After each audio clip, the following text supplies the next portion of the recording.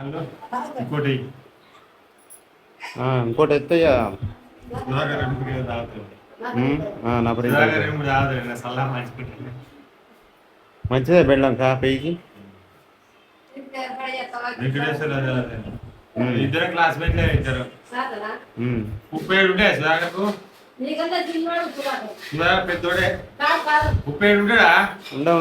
ఏ 35 ఉంటావా 34 నడుతుంది నువ్వా ఆయన చదువుకున్నా పొట్టుకుంటావా నువ్వు నాగర పొడి కొడుతుంది